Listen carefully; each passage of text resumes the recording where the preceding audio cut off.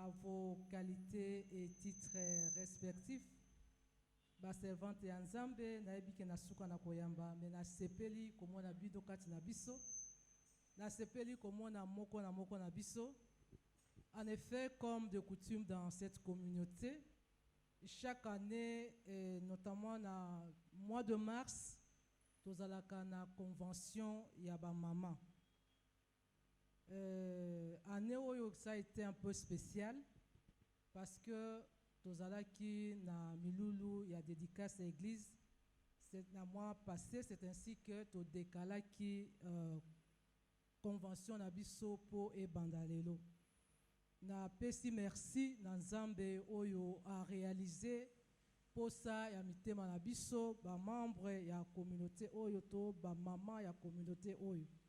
Na pamboli Nzambe pour na représentant légal ya communauté oyo a fungola biso en tant que basi pour toyeba ko exercer ministère na biso librement na côté ya ba mibali na communauté. Nandenge a reconnaissant ministère ya ba maman pour na kotali sa ete ndenge Biblia ezali ko bana biso na mkanda ya Galates 3:28 en Christ différence des athées.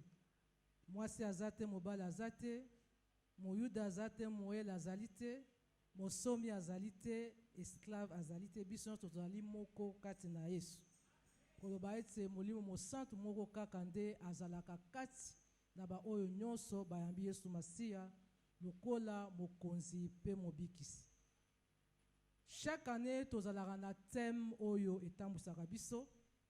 Année oyo tozali kotambola na thème oyo conformément na thème annuel ya communauté na biso oyo eza bongo année où ils ont déclaré année de la moisson abondante.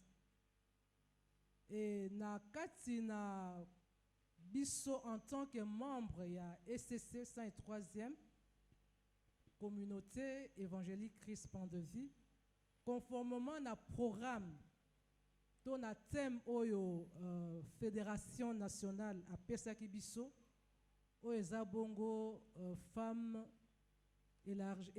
Élargissons l'espace de notre tente, de nos tentes.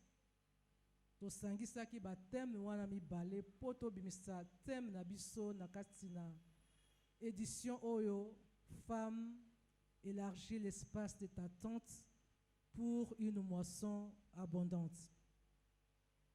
Alors oyo ezali bongo thème ekotambisa biso pendant ces 5 jours. Et chaque jour, il y aura un sous-thème oyo ebongisamaki pe ekote yama na basali oyo baponami pona ba édition oyo. Il n'est pas dit que bao baponami baza spécial, mais zakaka ngolu na bango pona mbula oyo. L'année prochaine, peut-être que ça sera ton tour. Amen. Comme ba musicien balobaka, les paniers circulent encore. Alors, à ma qualité de présidente, il y a fédération de femmes. Dans il y a 103e communauté évangélique Christ Pan de Vie. Je déclare ouvertes les assises de la convention de femmes de cette communauté, 11e édition, qui commence aujourd'hui, le 7 avril, et qui va se terminer le 11 avril 2025. Et je souhaite à chacune de nous, bienvenue dans ces beaux cadres, et surtout une très bonne connexion avec notre Seigneur par le Saint-Esprit, afin de recevoir Oyo Nzambe abongisi po na moko, pour qu'à la fin, chacune de nous puisse vraiment élargir l'espace de ses tentes. Parce que la femme est appelée à s'étendre. La femme est productrice et elle doit l'être dans tous les domaines de sa vie. Ainsi dit, et j'aimerais introduire oratrice oyo akofungola nzela na mayanga na biso. Na jargon ya communauté na biso, on a l'habitude de dire oyo afungolaka nzela azalaka tracteur. Amen. Parce que tracteur soka fungoli o nyonso eza na nzela ekombamaka pour que ba o baroya sima baleka pepele. Alors bulldozer oyo aza tracteur ya lelo aza fait maison. C'est-à-dire aza produit fini ya communauté oyo. To defa été aza produit évangélité niveau a commis ya communauté oyo. Azali o bisomo to bengaka coach. Parce que yende aza ko diriger faculté na biso ya théologie. Pe mingi basali oyo batangi epa na biso to leki na maboko na ye. Azali révérende pasteur. Azali docteur en théologie et missiologie. Azali professeur d'université. Azali mwasi moko mayele belé. Mwasi atonda na compassion. Et donne à Ezali pour encadrer les femmes dont l'âme crie. C'est-à-dire toute femme en détresse, toute femme qui a un cœur brisé, c'est son ministère de relever. Parce que Nzambe a tiaye likaboan. C'est une femme que j'aime bien. La communauté baebi qui a zalaka lipasananga.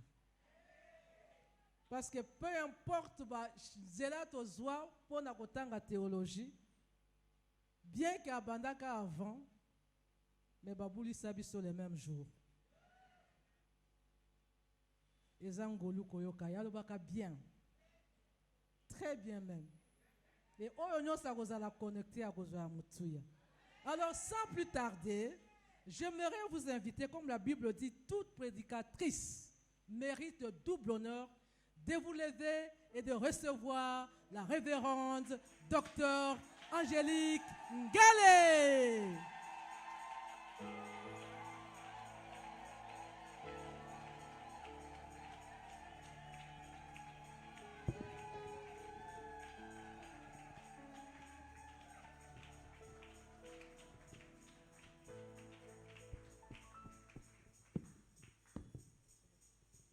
Alléluia. Shalom, shalom. Nani sengwa kumona yo? Nani sengwa kumona femme? Alléluia. Maman Claudine et toute l'équipe, soyez bénis. Toti kaka au téléma, totanga mbala moko après to fand. Amen, amen. Tozotanga makomi na Nzambe na Ésaïe chapitre 54. Ésaïe 54, un seul verset, le verset 2. Élargis l'espace de ta tente, qu'on déploie les couvertures de ta demeure. Ne retiens pas, allonge tes cordages et affermis tes pieds. Seigneur notre Dieu, nous te rendons grâce. Nous te bénissons pour cette soirée merveilleuse que tu as préparée pour chacune des femmes ici représentées. Merci de ce que du haut de ton trône, tes yeux nous regardent. Tes yeux voient cette assemblée sainte des femmes venues de toutes parts pour, Seigneur notre Dieu, une soirée merveilleuse. Nous voulons demeurer dans ta présence. Nous voulons que tu nous regardes avec miséricorde. Merci que rien ni personne, aucun esprit ne nous empêche ce soir de boire à ta citerne. Bénis ce moment, du début à la fin, au nom de Jésus, avec action de grâce. Amen.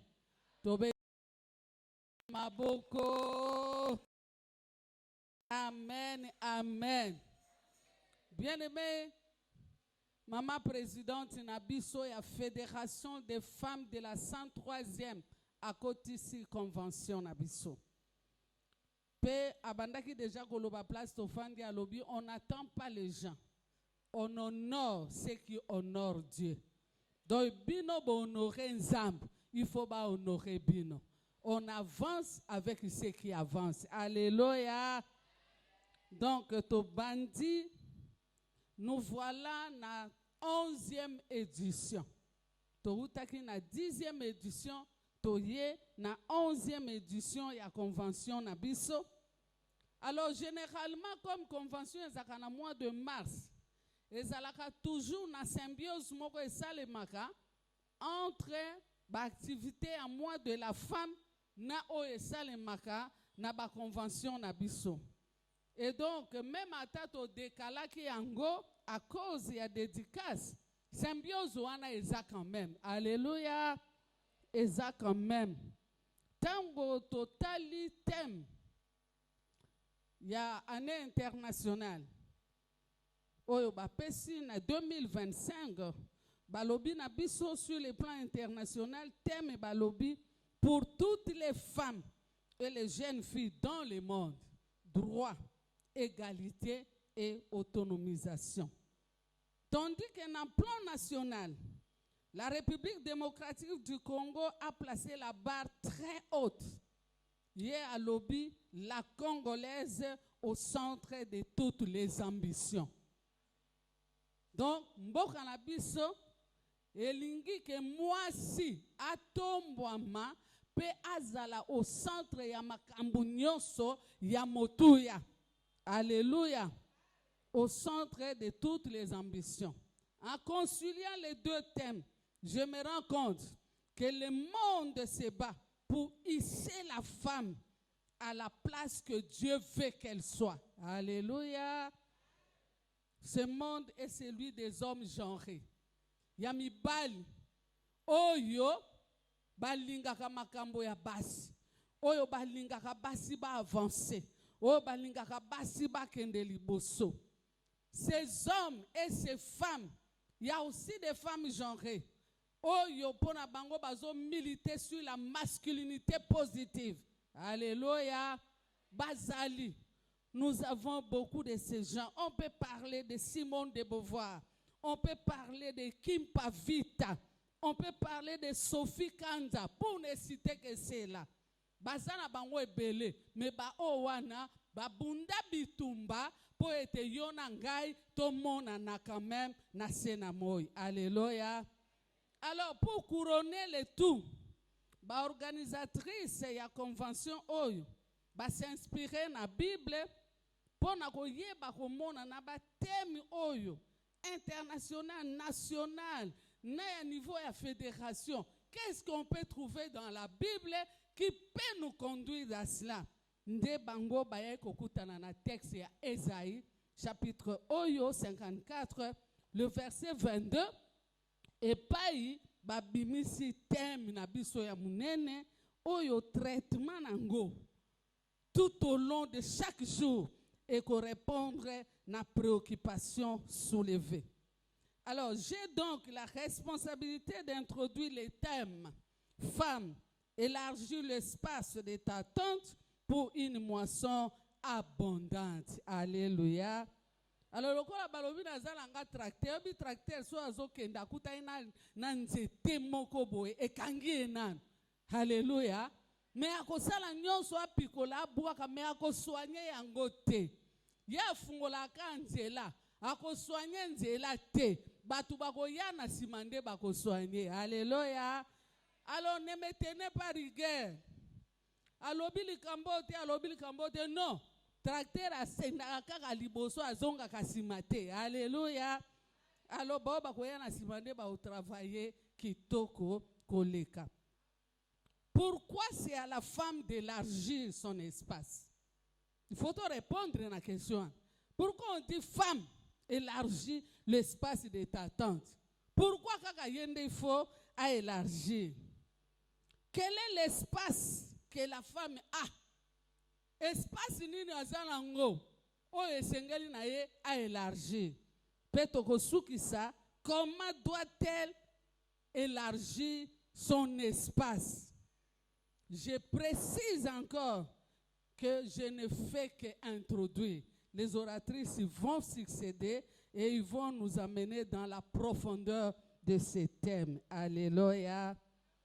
La première question, pourquoi c'est à la femme d'élargir? Pour nani kaka mwasi nde bayebisi élargi. Et quand on dit élargi, c'est l'impératif deuxième féminin. Eza impératif. Eza mitindo. Bayebisi élargi. Donc ça ne doit souffrir d'aucune négligence. Alléluia. Balobi na yo mama. Mwasi. Fungola etando na yo. Fungola. Batini munuso afungwela ote pona nini? Réponse na biso ya liboso bien aimé. Nalingi ko définir mwasi te to définissa mwasi. La femme est définie d'une manière biologique, d'une manière historique, d'une manière sociologique et d'une manière philosophique. Et puis tilelo mutu moko azo maîtriser contenu à mwasi azate. Le seul être où a maintenu, peut azo maîtriser tilelo o aza mwasi, c'est le Seigneur Dieu. Alléluia. Bako continuer ko tungisa mituna bango pona ko luka définition na biso bako si sate. Nous définissons nous-mêmes biso moko à partir ya makambuto sala, à partir na nyonso. Bapesi biso comme femme d'affaires parce que je fais les affaires. Bapesi biso alléluia. Il n'y a que Dieu qui te maîtrise, femme. Il n'y a que Dieu. Personne d'autre. Alléluia. Alors, tozomona tolongwa na ba définition toyekola ngo mingi tokembala moko na réponse ya liboso. Pourquoi c'est à elle? Parce que c'est à elle de réclamer ses droits. Balobi nini? Balobi pour toutes les femmes et les jeunes filles du monde, droit, égalité, autonomisation. Alléluia. Bien aimé, ce qui est mon côté, le matin, réclamer ce qui est ton dû. Nana gope so yango. Il faut yo mon côté le ma o réclamer.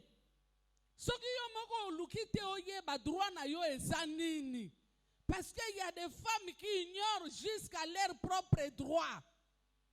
Azo ye bate solo pona ye bosomi na ye bosembo na ye ezanini.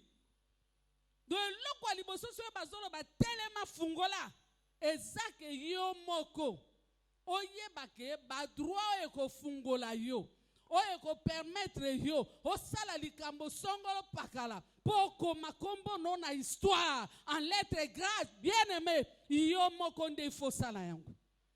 Il faut yeba droit na yo. Soko yebi droit na yo te makambo ko leke o kaka loko l'énergie. Alléluia. Zakola ba énergie yango, énergie ezoleka, eleka yo kaka bo. Le monde peut se battre pour na yo. Bato bakoki ko bunda.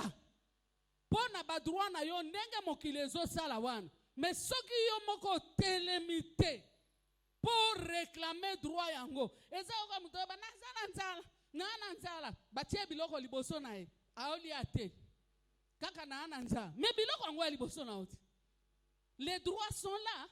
Ba vota ba loi ça risque de rester sur le papier. Ce qui yo ko utiliser loi wana te. Ce qui problème moko ezali. Il faut yeba ko loba selon ba loi. Mais yo yebite au fan.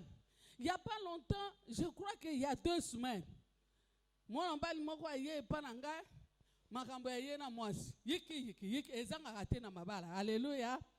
Et pour abando beta moi lisolo moko alobi neti sikoyo azui musala komi ko sa mais kana komi mukandate na komi autorisation pour na ye ko sala te donc na koki pe ko kende leo na lobi na lobi na tiki ya lobi biloba loba be lobi tango asirisi na ribo. Vous m'excusez, je parle en tant que pasteur, mais je parle aussi en tant que femme libre. Na code de la famille, makambuane ezalaka lisusu te. On a déjà aboli cette loi ya autorisation pour moi si ça là pour voyager pour. Alors il y a solo Voilà. Alléluia. Mais moi, je suis à un foyer à Bongo, à Yébité, que na code de famille, basi ba sikola ye, basi ba longola ye na se aboumbuan, ako continuer ko zalaka kabon. Alléluia. Il faut t'élever pour réclamer tes droits, pour réclamer ce qui t'est dû. Bon, ba yelio biloko da mesa polia. Mutoye na biloko ba de sukolia isa oza bébé na. Alléluia. Les lois sont là. C'est aux femmes de s'élever, de réclamer. Quand il y a un problème, ils réclament selon les lois. Et quand il n'y a pas de problème, elles agissent selon les lois. Et c'est comme ça qu'elles entrent dans leurs droits. Alléluia. Kakawana biso, biso ba oyo, biso bino ba oyo bino banani. Oza mwana Yesu te. Oza ya Nzambe te. Amen. Donc, sengeli na ye. Soki yo moko yebi ba droit na yo te. Parce qu'elle doit aussi s'élever. Kakawana. Pas seulement pour réclamer ses droits, mais aussi pour avoir des ambitions. Balobi, la Congolaise, au centre de toutes les ambitions. Maman, tellement, si on beta libaya ya député, beta libaya wan. Ata to voter o lelo te tout rasima to voter. Ambition na yo eza politique, mutu moko apeki si yo eza te. Tu es libre ya ko sala yango. Ambition na yo eza nini? Femme d'affaires, maman mutu forme-toi, deviens femme d'affaires. Lukaba partenaire, deviens femme d'affaires. Mais si tu n'as pas des ambitions, si tu ne t'élèves pas, nani akoyazo ya vision akotie pana. Alléluia. Eh, ngaka ndena zakana ambition nga ko zana izini nga wana na yako peso hapo. Il faut yo moko zana oya yo. Alléluia. Deuxième chose. Donc, la première chose, je conclue en disant que c'est à toi, c'est à moi, de prendre conscience de ce que nous sommes et de ce que nous valons. Nalobi, nazwa conscience, ya oyo nazali, pe ya kilo oyo nga nazali. Alléluia. Conscience wana. Sinon, balitu nyos, batu bazo sala pona biso yo zala ya zéro. Et yo zala ya pamba. Nazalaka bilela lela. Mwalika muke honga nini nake nini association moko ezakuna na boy kotanga kombo. Ba nini nake kuna balobite catégorie ya batuana ya basi yo batanga kote kuna bakokota kate. Alléluia. Nabi OK. Alors liena loba OK na suka wana ngana lela kaka na ya ke papa na biso. Omoni mami alobi ke fait maison. Tu vois, moi j'étais parti là-bas et on a fait ceci. Moi je vous dis,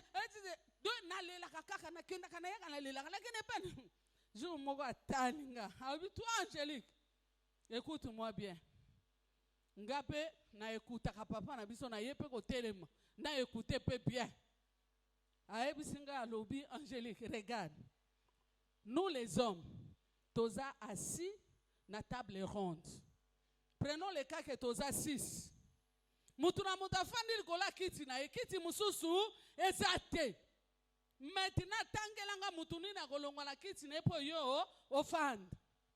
Mais si on a mandolo ba qu'est-ce que c'est après à continuer. Mais si tu amènes ta chaise o yena kiti na otomoni ona kiti. Tokoloba aza déjà na kiti na e. Yo pusana kuna espace ekotika lozukiti na yo otie. Alléluia. Yo kanga bon papa. Alors bi sors de mon bureau. Tant on a zoke na bi oui, asa pesinga déjà stratégie. Lelo naza troisième personnalité ya communauté na biso. Na yana kiti ou na yana kiti te. Papa nanga memelanga kiti te, maman na biso memelanga kiti te. Na yana kiti nanga. Et ce kiti-là, c'est la prise de conscience. Il fallait prouver que tu as des droits. Mais les droits, il faut que tu aies des compétences. Les droits, il faut que tu aies des stratégies. Et j'ai amené mes compétences. Aujourd'hui, mon père peut compter sur moi. À cause de la conférence, je n'ai pas le temps. Prépare la conférence, donne-moi. Alléluia. Bien aimé, c'est très important. Deuxième chose, parce que, réponse, c'est pourquoi? C'est parce qu'elle a un espace à élargir. Moi, si j'ai un espace, mais cet espace-là ne commence pas d'abord na oyotomonaka azanango. L'espace-là commence très loin. Elle a un espace élargi. Quel est cet espace? Parce qu'elle est créée à l'image de Dieu. L'espace commence par l'image de Dieu. Genèse 1, 26. Nazaya nzambe. Asalanga na elilingi na ye. Omoni fondement et espace nanga. Création de Dieu à son image. Nzambe a créé yo, Nzambe a créé nga na image na ye et à sa ressemblance. A placé yo na kati ya mokili oyo. Comment? En qualité de co-gestionnaire. Oza co-gestionnaire na espace munene ya mokili na Nzambe. Alléluia. Espace ya munene ya mokili na Nzambe oza co-gestionnaire. Et c'est cet espace-là qu'il faut étendre yango. Cet espace-là, il faut histoire na yo komama quelque part na coin ya espace wana. Cet espace-là, mutu mususu akoki ko étendre yango te kaka yo. Et le temps ozo étendre yango, ozo yeba ke ngayo na osala makambo, na osala yango parce que na zekela muna Nzambe, parce que na kela mi na elilingi pe na bojalani na kokokisa mana Nzambe. Alléluia. Bien aimé, et donc tant oza na kati espace wana co-gestionnaire ya humanité. Bien aimé, tant Nzambe abimisaki mobile, apesaki enano tâche ya kosala te. Apesaki enano mission te. Azaki na mission te, azaki na batashi te. Mais tango mwana suka ye, produit fini. La femme, oyo akelama te na putulu, mais oyo akelama na o putulu ese koma mukua. Produit fini. Tango ya ye sili, Nzambe apesi mission. Na verset 28, alobi boko dominer. Bo, aloba iteke oko, boko dominer. Ils domineront. Alléluia.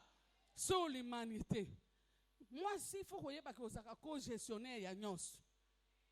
Donc, ça, yo, makambeza kokokate. Déjà, bon, tous on a un foyer, espace à mouké. Tango que na voyage, kako ya ba Congo, oké musikate ka na ba Congo. O matika bis 3 jours, 5 jours. Tango zonga ka okuta kanda kundeni. Alléluia. Soki ba benjo moena ya lelo ezate ndeye na kuti ndaku, ifona sa nini na bongisa ndaku.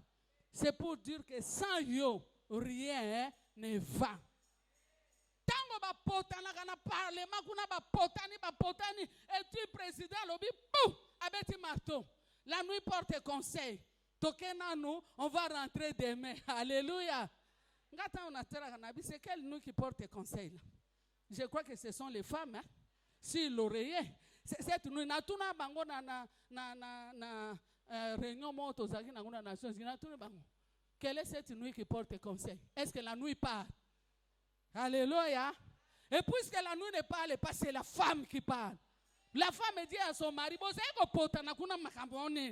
oh non, c'est-à-dire, oh, kuna lobaki, abaki, mais tout ça, oh. Makambo ya mukuse kakaboy, bo sala kakaboy. Et tant qu'on va kozonga, n'a pas faire nyos. La nuit a porté conseil. Voilà la décision que nous avons prise. Oh, c'est toi qui diriges le monde. Alléluia. Maman, tu diriges le monde. Tu élargis même l'espace du Parlement. Tu élargis la présidence de la République. Tu élargis la justice. Tu élargis. Alléluia. Bien-aimés, c'est vraiment important que ceux qui ont dit qu'on sentir la limitation, bandelo moi kakao poussa na boenenité, aux zongi que naza créature yanzambe, aux zongi lobi naza co-gestionnaire. Mais en tant que co-gestionnaire, ba limite tu dois repousser les limitations. Il faut t'indiquer yango. Repousser yango. ba limitation ko kangama te. Bien aimé biso basi to amuselu. Soko kangi ngabo na ponyoki. Ba limité yo te. Ata bandoki ya famille ba limité yo te. Tu es capable de repousser. Capable de repousser. Yes, olobaki na Paul. Est-ce que tu es capable de rejember l'exécution? Mais à Marie de Magdala, aloba nelikamata alobineka va leur dire. Ba egion bango moko baboya ka mwasi asala te, mwasi ate, mwasi apona makina kati na biso te yeso bino. Tout ça je le faisais parce que j'étais dans la chair, dans vos lois. Maintenant que na zongi na bonzambe na misu na bino na matoi na bino bomona kike natika ki basi balanda mateya ndenge moko na bino. Alors pour le moment, va leur dire yebisa wango ba okutana na ngana esika songolo na mot des oliviers. Alléluia. So ba boy ko yoka yo tali bango ba omona ngati. Mais so ba yoki yo ba ko ya na rendez-vous. Amen, amen. Tozwa manda. Potomi élargir. La femme samaritaine. Ba lobi Yesu alobi na ya sirisebio na ye baka manda na ngate. Je dois élargir mon espace. Bakanga kanga na mwasi andumba na solana batute na bakamaradi te. Mais na zui occasion ya kozwa bakamaradi. Venez voir celui qui m'a dit. Alléluia. Après na sima baye. Baloba ki teke oyazaki nini baye. Après balobi, ce n'est pas seulement parce que tu as dit, mais nous aussi nous l'avons écouté. Mais bayaki te. La femme a élargi son espace. Non, bien aimé. Alors pour finir, la question est pourquoi. Troisième et pourquoi, c'est que c'est la volonté de Dieu de te voir aller de l'avant. Nzambe ea eza posa na nzambe. Pona nino élargir espace ea posa na nzambe komona yoko kende mosika. Esiko yo ozawana. Peut-être ozomona ke osala makambo esimbi. Très bien. Mais Dieu attend encore que tu avances. Tant que okufite ozana bomo femme, tu continueras à avancer. Deuxième question nabiso. Quel est l'espace de la femme? Espace nini ya zanango? Awa kututo ozala mulai mingi te. Espace ya monsi. D'abord espace ya liboso ya vinai. Andero ya nyonso tomoni ya mission ya création. Mais espace il faut abandonner nous koyesa munene avant ezaye. Ye moko. En tant qu'être femme, il faut s'élargir. Tokoyokango na batei mususu bakoya a. Oza mwasi, il faut mitala pour arriver à élargir ton espace personnel. Il faut au sala état de lieu. Ndenge naza oyo, est-ce que za pena ndenge sengele kinaza? Eza ba questionnement. Ndenge oyo na espace na ngao ya ngai personnel. Naza limité na sika nini? État de lieu. Oyeba o eza mabe yomoko bongisi. O eza malamu o continuer ko sala yango. Alléluia. Et pour ça, la volonté de Dieu pour toi sera accomplie. Deuxième chose, quand il y a espace, il y a moi aussi, son espace fait être aussi économique. Économique et financier. Économique dans le sens que moi, je aussi mbaka. Et moi, je matériel, je limité. Nani yango alobi ke ekosimba bambongo ebele kaka mibali basite. Nani akata likambo wana? Moi si à Proverbe 31, on dit que son mari est respecté à la porte à cause de cette femme. Yende muto asimba économie. Yende azaki na munene nango, je ne dis pas que mobali ne azaki, mais en tout cas, Bible elobaka vérité. balobi ke asalaka ba largesse soko tangi Bible wana place wana bien apesa quand même baninga ya mobali na ye. Alléluia. C'est-à-dire que bayaka baolo bana bien est-ce que madame ako def sabiso ata mo mbongo te. Donc awa na niveau à parlement parce que aux portes de la ville eza ici que les autres étaient makamambo makambo tozala ngo awa et senga moi budget ya munene. Alléluia. Est-ce que madame ako sunga biso te? Babandi na ye moko alobi je suis limité, je n'ai pas assez. Tobi mais madame peut nous donner. Alléluia. Parce que madame Anna il est fier. Il va, il donne et madame donne. Alléluia. Mama nani alobi ke yo po simba mbona boite mobile no apesa yo. Bo siko tal. Yo mobile no azo pesa yo. Siko nga yo nazana mobile te. Nana opesa nga. Alléluia. Donc soki na lobeka benga na kozwa kaka so mobile apesi nga loko mobile azate na komi na nga bisenga senga. Na komi na nga Alléluia. Non. Mobile kaka te muto opesa yo. Yo pe okopesa mobile na. O simba ba pifu. O sala ba makambo o simba ba mive. Abimi na tongo moko afandi omoni na coupé ya munene. Mais comment ça, vous n'allez pas partir aujourd'hui au travail? Oh non, madame, je ne peux pas partir parce que je n'ai pas de carburant. Eh, tellement lata. Oh, son ba carburant. Et puis, bon, carburant, on peut ça y est. Il y a les réservoirs mobimba. Achète le carburant pour la semaine. Tant que j'ai une femme. Hein? J'ai une femme. Alléluia. Et l'économie, c'est aussi ton espace. Matériel nyonso somba mapangu somba moi suana proverbe 31 balobi a somba akanisi elanga sombi akanisi eloko a sombi. Bien-aimé, je proclame que okoma autonome o banda ko simba ba mive yo moko o banda ko kabambongo. Bien-aimé, so zana mbongo ko compter lisuto ko kabango facilement. Espace na yo mususu eze église na yo. Ton église, c'est ton espace que tu dois élargir. O banda ko élargir dango. Ndenge ya femme samaritaine. O boti bana molimu. Mais o suka wana te. O komi Dorcas. O suka wana te. O zo sala nyonso po église na. Eya. O go boule na nto somba bisi po na église na bino. Alléluia. Po eme makaba mama na ba réunion. Pour me makabe évangéliste église na bino na évangélisation. Amen, amen. Ton espace c'est ton église, ton espace c'est ta nation. Awa ba mama ya mboko, félicitations. Bozolela pour mboka na bino. Bozolela parce que vous ne voulez pas qu'on rétrécisse votre espace. Bolinga teke ba kata ba zenga zenga. Donc mboka na bino ezape espace na bino. Boko tika mutuazwa yango te. Vous allez vous battre jusqu'à même la dernière goutte ya sang. J'ai béni le Seigneur quand je vois motona mapinga na kati na biso. Toko betela mama maboko. Mama telema.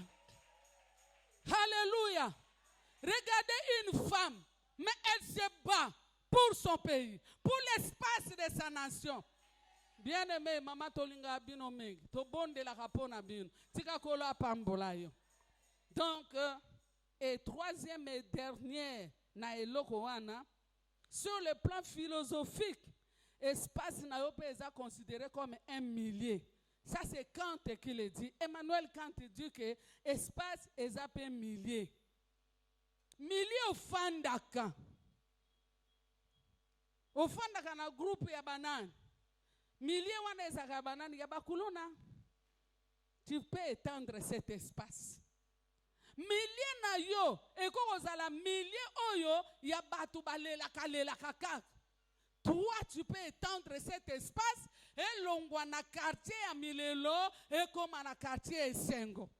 Parce que toi, tu es capable de le faire. Bien-aimé, espace, c'est aussi un idéal. Idéal ni yo zanango na vie. Idéal wana ezape espace. Koza na idéalité o bana basi ya Congo, bana basi ya Afrique bazanango. Tala idéal ya batu, tala boule na bango. C'est la fille de. Après, c'est la femme de.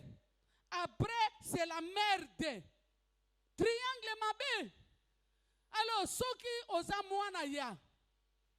Il faut comme moi si ya. Bo soki ya yete, netingabo ya zate.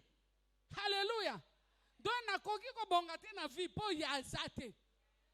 Moi si ya zate.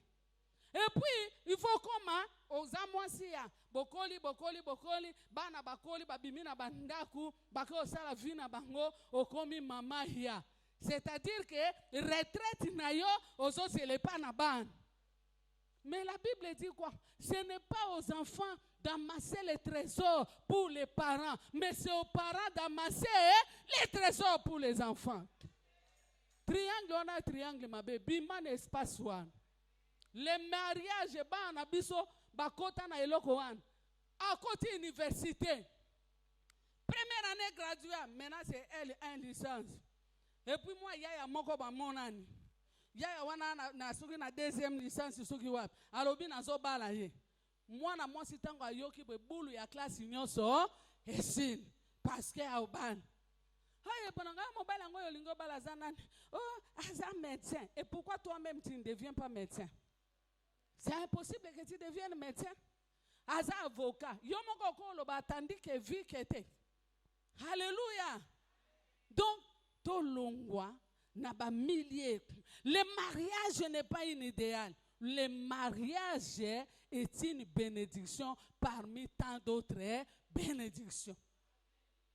Donc, bien aimé, c'est vraiment important pour Nabiso, tout longwa, naba nini, naba espace bloqué, tout se situer dans la perception de vie, Nabiso. Enfin, pour nous clôturer, Zaki Nangwa introduction, comment la femme doit élargir cet espace de sa tente?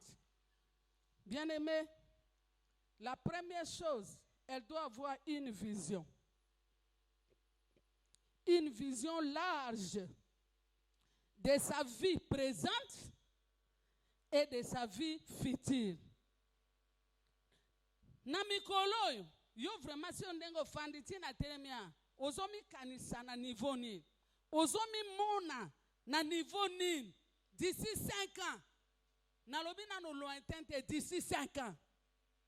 So zaka na babulo zaka na ngowana d'ici 5 ans. So sala kama kambo mesala ko sala wana d'ici 5 ans ozala nani? Ozala nani? Yo pe mwana mwasi ofandi pour élargir l'espace attente non ozozela kaka libala. Osala makamusu te. Ozaka na ba retraite na ba jeune pona libala. Rabi olobi nini pona libala nangayo. Rabi olobi ni haleluya. Rabi kuna pe azoloba tango ekoki nanu te yekola nanu musala yekola nanu mumbongo mwana nanga yekola haleluya. Alors lokolo zozela ka libala d'ici 5 ans. Ozui talatala otali elongi nayo d'ici 5 ans et ozalaka bongo.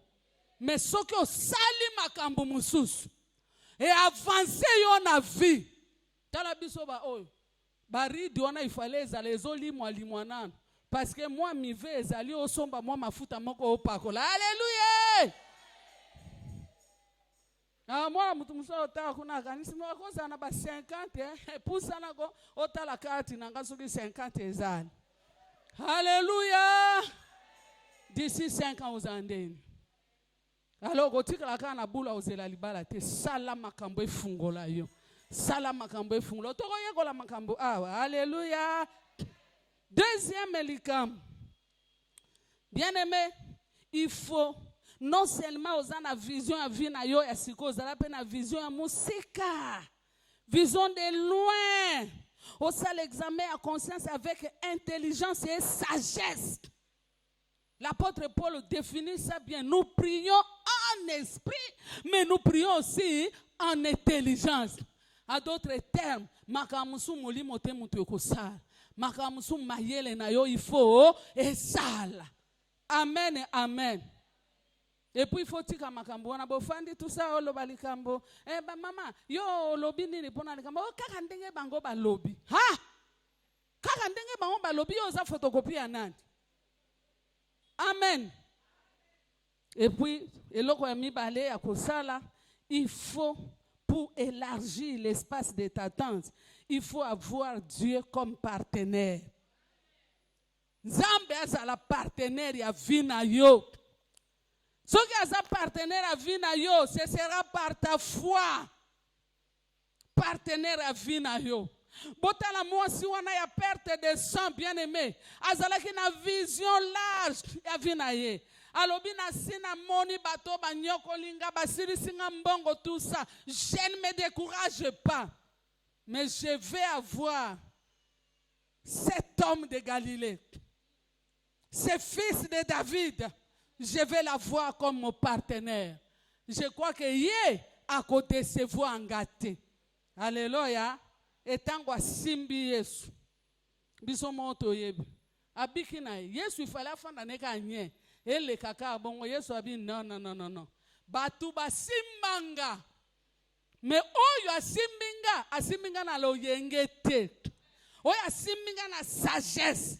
Oyo asimbinga na kondima. Oyo asa capable abimisa puissance katinanga ele kabongoti. Il faut un témoignage et le témoignage est public. Lokola batinda tinda ye mosika, en tant que son partenaire, je la restaure. En tant que son partenaire, nazo sala réinsertion sociale. Na banganga nzambo ba olinga isute akota na temple ba kondima Yesu asi abikisaki ye tika ya kota na temple. Alléluia.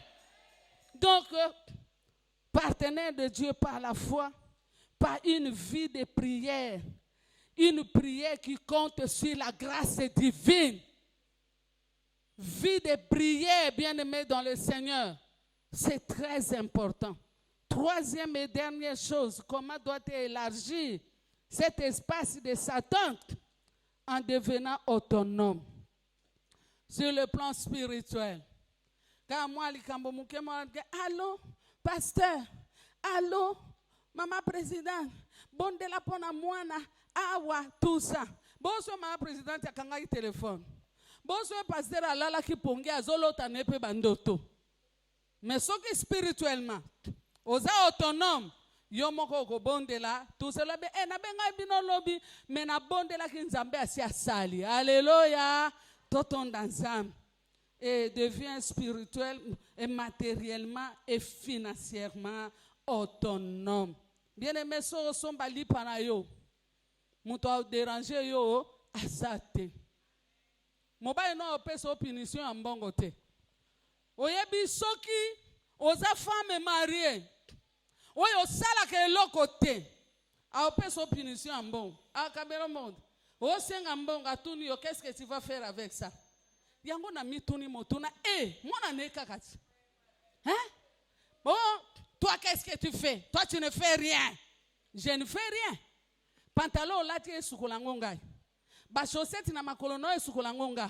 Bano botisanga muto s'occuper na bango po ba kende classe balata malamu ezali ngai. Je ne fais rien. Je ne mérite pas ton argent. Bon, basi ya Congo na révolté binote. Mais to lamuka to saka 7 jours. To nika ba chemise te, to sukula ba chaussette te, parlement ko voter loi pour na biso. Tika ko lo pambola lelo ba on.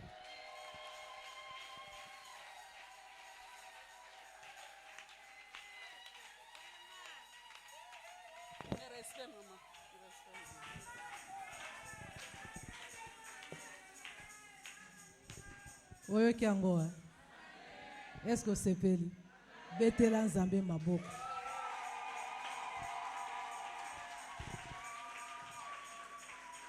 Amen.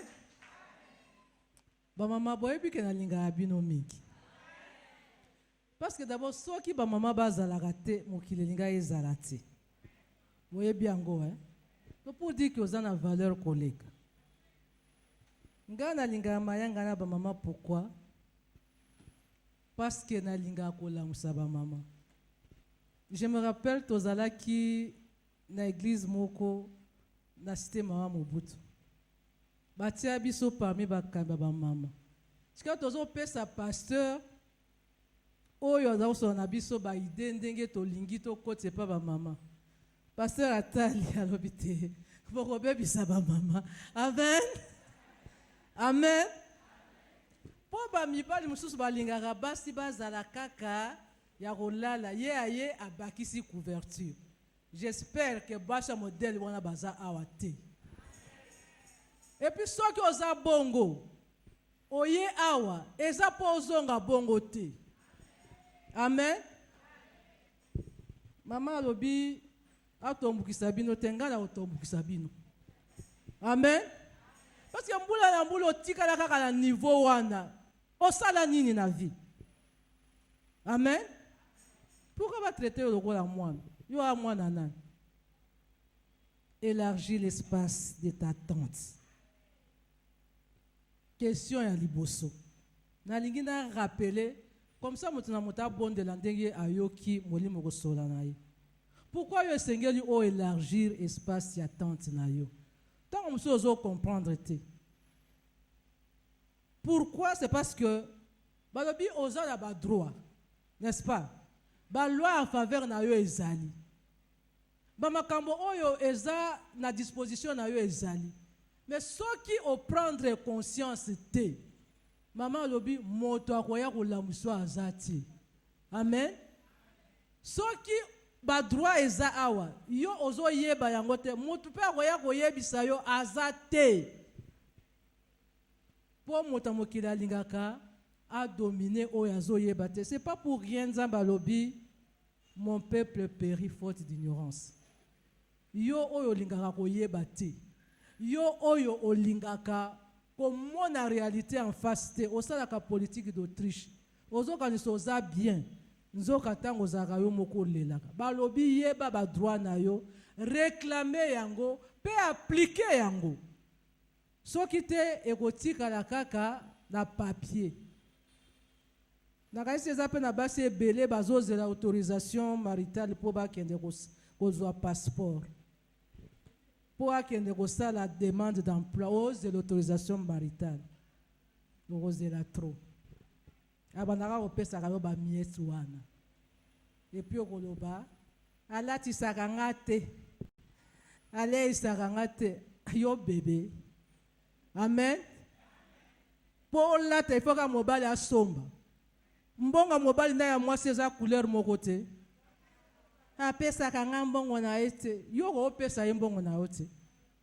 Amen. O tombuka lelo.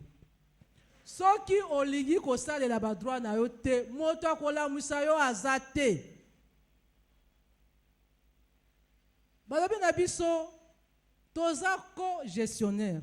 C'est-à-dire mobali azali ko gérer, yo pe mwasi oza ko gérer. Pourquoi yo lingaka mobali a gérer na place na yo? Amen. Est-ce que Nzambe tango akelaki mobali amonaki te kazaki ya kokoka? Akokaki hein? Yango alobaki n'est pas bon que l'homme soit seul. Na salela ye musungi. Sika yo musungi ozela mobali asunga yo. Quel contraste. Amen. Donc ceux qui oyebi ba droit na yo te okozela basunga yo alors que yo ndo za musungi. Élargis l'espace de ta tente. Oya tindi yo o élargir eza mutu te. Chef de clan te, chef de famille te, chef de quartier te. Nzambe mokeli nde apesi yo mutindo wana. Okotosa nani? Aha. Espace no eza nini? D'abord vie na yo. Na okota na batema baninga te. Vie na yo na tikika wana. Ezoya. Yo yaka ka te na suko ko comprendre makambo. Pourquoi na suki wana? Espace économique na financier. Amen. Nga epesaka nga kanda soki mama ye na bureau na tuni osalaka ni alobi na nga eloko te. Natali. Aza mobimba. Na mutu, na misu, na maboko. Aza mobimba. Alobi asala eloko te. Otali maboko wana pona ni Nzambe apesaki ye maboko. Na kati ya eloko ni ezali. Pata farine ou bien kaka cerveau neti bato nyonso oyo eza corne elongi na yo ou bien eza po obimisa baboule nasalaka eloko te sikoyo osalaka eloko te ozozela nani asala na place na yo. Amen. Bakompani sopeka ekangama. Femme chrétienne akoki kozala na kati ya sopeka te. Yango balobi na biso autonomisation. Esengeli o élargir espace na yo na kati na église. Maman osaka ni na église eloko te mais ayaka chaque jour na église asambeli na matinale asambeli na semaine asambeli na dimanche aza mondimi mais asalaka eloko moko na église te. Soki pe abungi lokola baza na visa Schengen soki abungi bokoyeba te soki akendeki parce que atika na ye trace te. Mais eza bino te eza baza libanda bino na yebi ke boza na adresse et puis boza na signature. Amen. Na kati ya ndako na yo na kati ya nation na yo oyebi ke mama apesa inga kanda tango alobi to élargir espace ya nation na biso. N'est-ce pas? Alobaki te. Yo yokaki te. Bosika bali ba kata mboka, est-ce que ezalaka? Balobi to élargir yo lingo kondisanga pourquoi? Toko tomboka. Ata soko okeda bitumba te lokola mama pinga, eza bitumba o eleki ya masasi.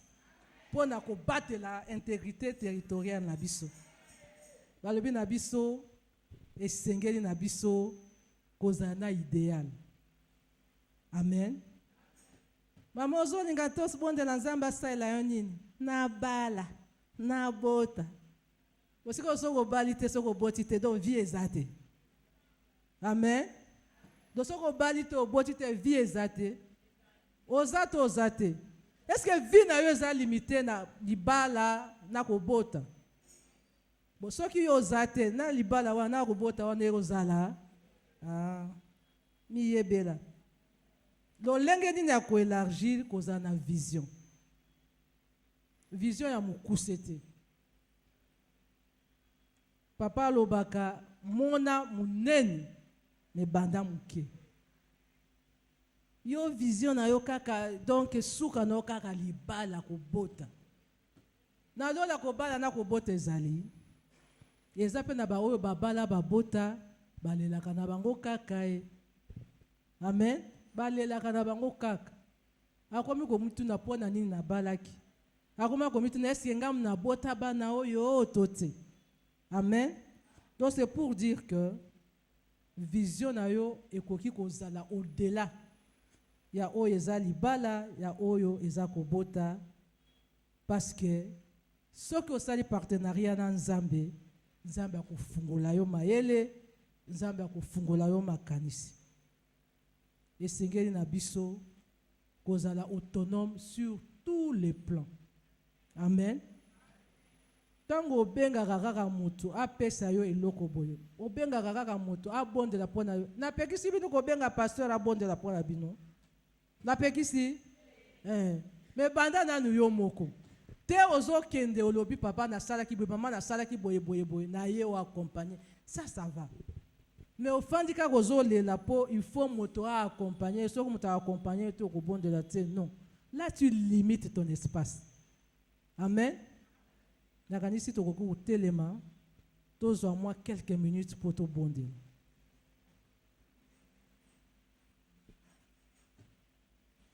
Bo tellement malembe. Bo fandi ebele, bo tellement malembe. Si vous élargir l'espace de l'eniso que vous avez malembe bongo. Na nyonso oyo balobi na biso lelo. Na nyonso oyo oyoki Nzambe koloba na matoi na yo. Prière nini olingo tombola na tango oyo. Est-ce que vous êtes convaincu que vous avez raison ya ko élargir l'espace na yo? Est-ce que vous êtes convaincu que vous êtes co-gestionnaire na kat na mokili oyo et que vous avez un rôle ya ko jouer na kat ya élargissement ya milieu na yo, ya libota na yo, ya vie na yo, ya libota na yo, ya mboka na yo, ya église na yo? Est-ce que vous êtes conscient que tu peux faire quelque chose? soki eza leka tombola maboko pe pambola nzambe pona liloba poko alelo. Bondela bien-aimé. Pesa nzambe merci. Nzambe alobaka pamba te. Ce n'est pas par hasard que oye na oyo esika. Soki nzambe permettre que oyoka maloba oyo, c'est parce que alingi asala likambo elongo na yo. C'est parce que alingi abimisa yo na kati na étouffement moko. C'est parce que alingi alongola ba limitation wana. C'est parce que alingi abuka oyo nyonso ezali kokanga yo, ezala prison. Ezala soki eloko nini. Prison ezala spirituelle, ezala physique, ezala psychologique. Nzambe alinga buka yango parce que nzambe azana besoin na yo. Atia on a sena moite pour occuper espace inutilement. Azana posa na yo posa la quelque chose. Yango abengi na o esika. Yango abengi na mayanga ni oyo. Nzambe azana besoin na yo. Azana besoin o longwa na kati na ba limitation wana. Bien-aimé pambola nzambe. Pambola nzambe na oyo nyonso alobi na mokolo na lelo. Pambola nzambe na oyo zwi po na premier jour oyo. Pambola nzambe po na oyo nyonso alingi yo ko comprendre pour que changer vie na yo, o changer libota na yo, o changer église na yo, o changer la société na yo. Pambola nzambe po na yango.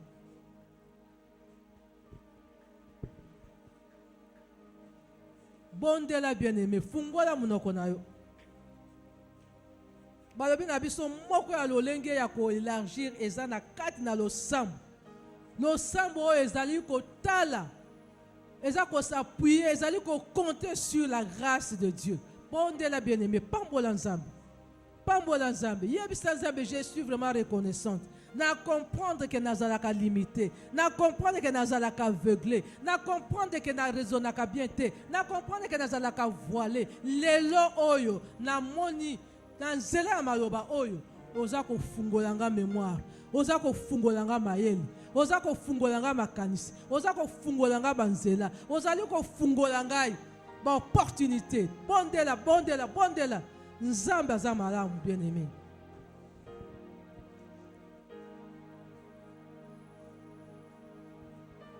Tozo bondela, élargis l'espace de ta tente.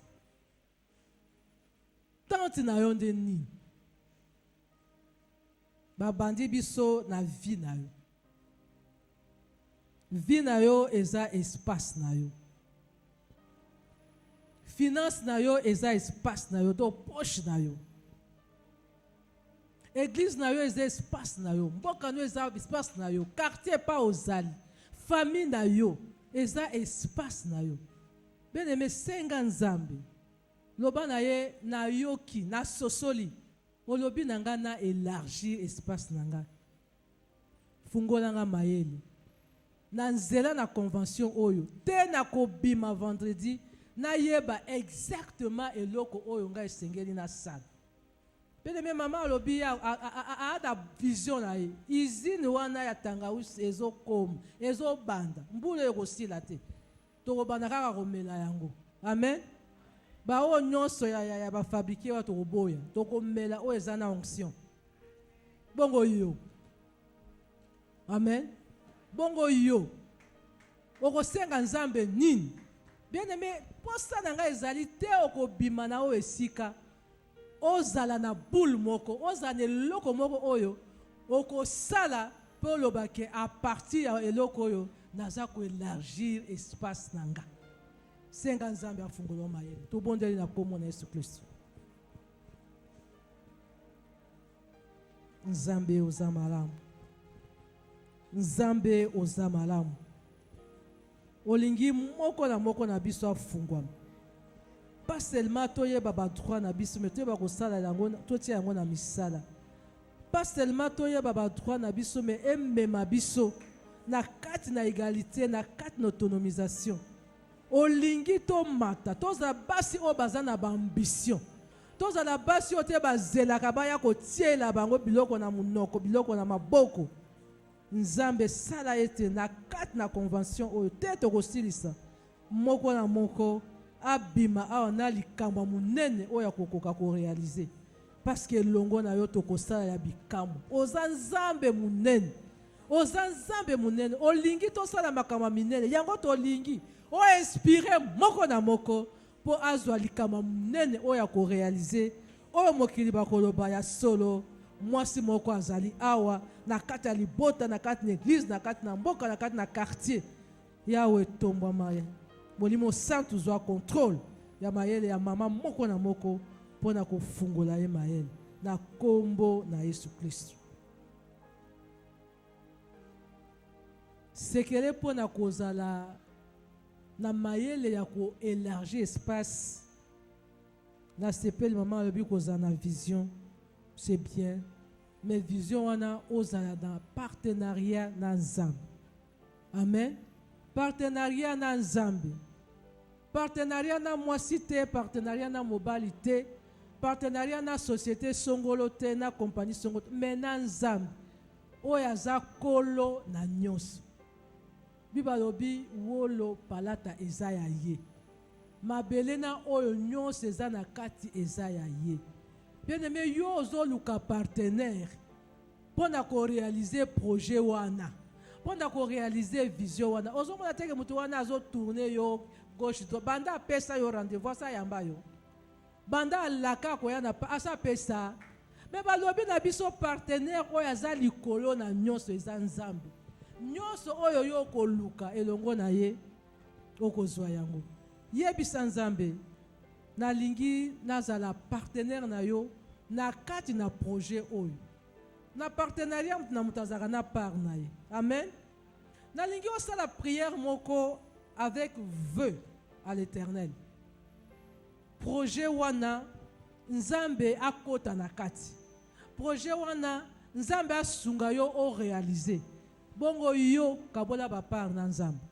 Yebisa Nzambe soki esalemi part na yo en tant qu'actionnaire majoritaire yangoyo.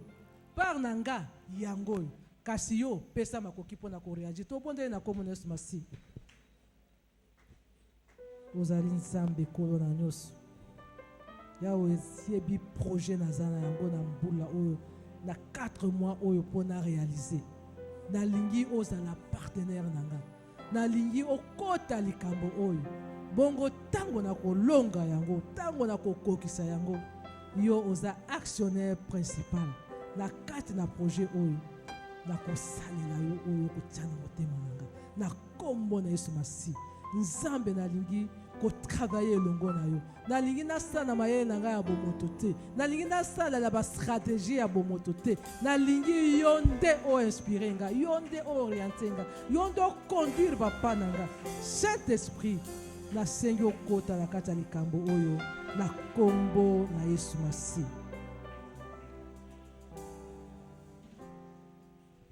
Pona kosukisa na lingi osala ba déclaration. Amen.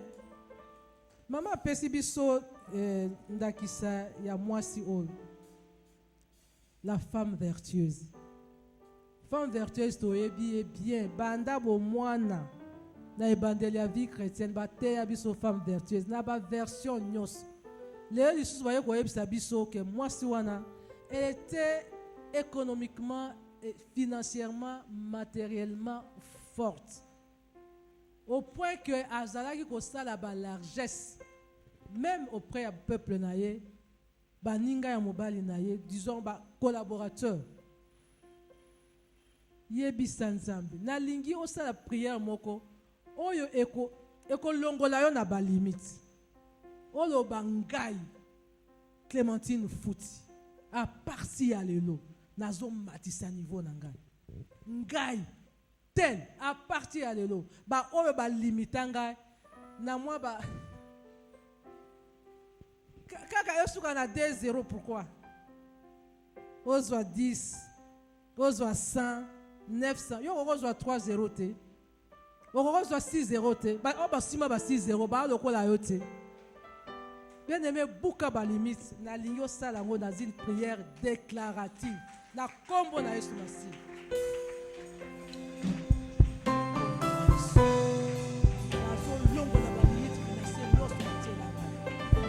Suka kaka na nini 10 000 eza ya nani 20 000 eza ya nani 1 million eza ya nani nazo buka ba limite nyonso mbongo baloba bakosoka nakozala nakosimba nakotanga nakosala makambo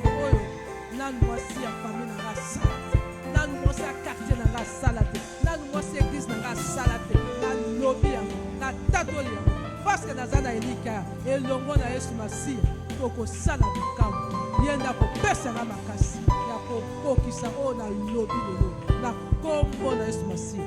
Limitation eza te, eza ya bandoki, eza ya banganga, eza ya baennemi, eza ya coutume, eza ya famille, eza ya batia baloi établi oyo elimite pas nanga limite eza te au nom de Jésus-Christ. Nazobuka balimite nyonso epa nalobi na kokoma elongo na Yesu Masiya.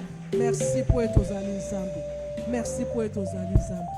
Nabondeli bongo Seigneur, obondeli bongo na kombo na Yesu Kristo mokonzi mpe mobikisi na biso. Amen.